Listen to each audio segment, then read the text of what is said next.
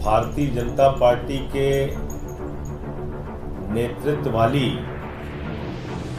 तथाकथित एनडीए सरकार के मंत्रालय की घोषणा हुई। तथाकथित इसलिए कह रहा हूं कि अभी भी इस सरकार को मोदी 0.3 सरकार कहा जा रहा है और इंडिया गठबंधन के दलों को जिस बात की आशंका थी वो पूरी तरह से सच साबित हुई। ये पूरा जो एनडीए घटक दलों को जो मंत्रालय मिला है, वो मंत्रालय अगर आप देखेंगे तो उस मंत्रालय की सूची में एनडीए के घटक दलों को ना तो गृह मिला, ना रक्षा मिला, ना वित्त मिला, ना विदेश मिला, ना वाणिज्य मिला, ना रेल मिला, ना सड़क मिला, ना कृषि मिला, ना शिक्षा मिला, ना स्वास्थ्य मिला, ना दूरसंचार मिला। खाली हाथ में झुंझुना मंत्रालय मिला, झुंझुना मंत्रालय। और यह पहला संकेत है। भारतीय जनता पार्टी ने साफ तौर पे संकेत दिया है कि जो उनकी प्रवृत्ति है, कार्य करने की शैली है, अपने घटक दलों को धीरे धीरे करके समाप्त करना, खत्म करना, उनको अपमानित करना, उनकी ताकत को समाप्त करना, मंत्रालय के बंटवारे के बाद इसकी शुरुआत हो गई है। हमने पहले भी ऐसा देखा। जब नवीन पटनायक जी के साथ थे, उनके साथ क्या बर्ताव किया। उद्धव ठाकरे जी की तीर कमान चुरा ली, महाराष्ट्र में उनकी पार्टी तोड़ दी। शरद पवार जी की घड़ी चुरा ली। मध्य प्रदेश में सरकार गिराई, कर्नाटक में सरकार गिराई, उत्तराखंड में गिराई, अरुणाचल में गिराई, गोवा में जोड़ तोड़ करके बनाई, महाराष्ट्र में सरकार गिराई। तो पूरे देश में जोड़ तोड़ करके, विधायकों की खरीद फरोख्त करके, सांसदों की खरीद फरोख्त करके इन्होंने पार्टियों को तोड़ा है 10 साल में। और ये झुंझुना मंत्रालय जो दिया है इन्होंने एनडीए के घटक दलों को, अगला चरण इनकी पार्टियों को खत्म करने का होगा। क्योंकि जो जो बातें हम लोग कहते हैं लगभग सच साबित होती है। और वो कैसे होगा? गलती से अगर बीजेपी का स्पीकर बन गया तो उसके 3 बड़े खतरे हैं। नंबर 1 खतरा, बाबा साहब डॉक्टर भीमराव अंबेडकर जी के द्वारा लिखे गए संविधान की धज्जियां उड़ाई जाएगी। नंबर 2 खतरा, एनडीए के घटक दलों को, टीडीपी को, जेडीयू को, जेडीएस को, आरएलडी को, चिराग पासवान जी की पार्टी को, इन सारी जो छोटी छोटी पार्टियां हैं, छोटी से लेके बड़ी तक की पार्टियां हैं, पवन कल्याण जी की पार्टी है, इन सारी पार्टियों को तोड़ तोड़ के बीजेपी के साथ मिलाया जाएगा। और तीसरा, कोई भी मनमाना बिल सरकार लेके आएगी और जो भी सांसद आवाज उठाएगा, मार्शल से उसको बाहर फेंकवा दिया जाएगा। भारतीय संसदीय इतिहास में 150 सांसद पहली बार मोदी जी की सरकार ने निलंबित किया था। और यह कहने की बात होती है कि यह तो लोकसभा अध्यक्ष का फैसला है, यह तो राज्यसभा के अध्यक्ष का फैसला है। निलंबन का प्रस्ताव सरकार लेके आती है। संसदीय कार्य मंत्री निलंबन का प्रस्ताव रखते हैं और सांसदों को निलंबित करके बाहर किया जाता है।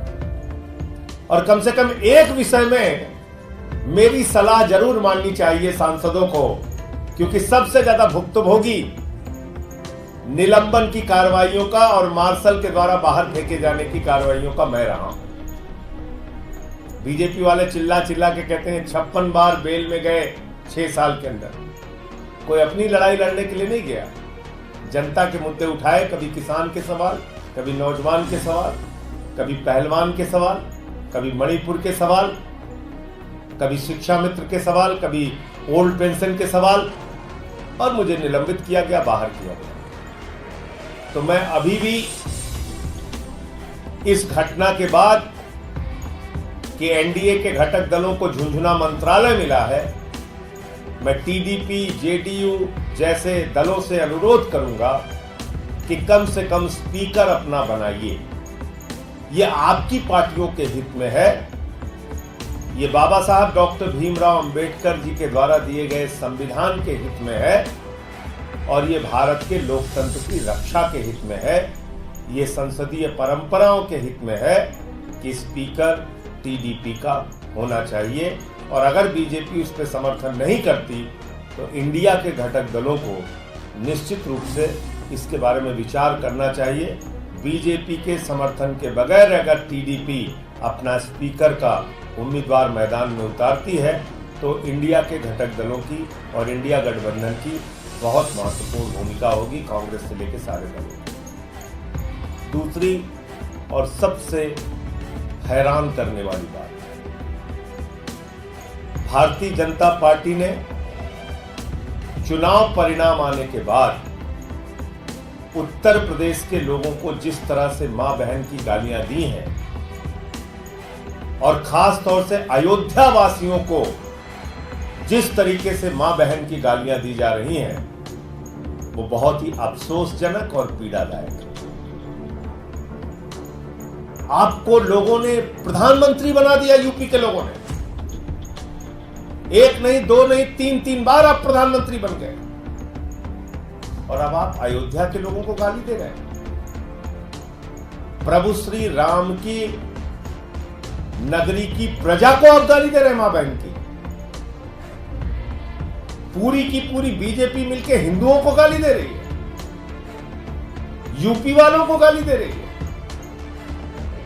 अरे भाई, एक बार आपको 74 सीट दे दिया, एक बार 65 सीट दे दिया, अब की आपकी मान लीजिए कम सीटें आई तो आप गाली देंगे। ये है बीजेपी का असली चरित्र, जो मैं बार बार कहता हूं।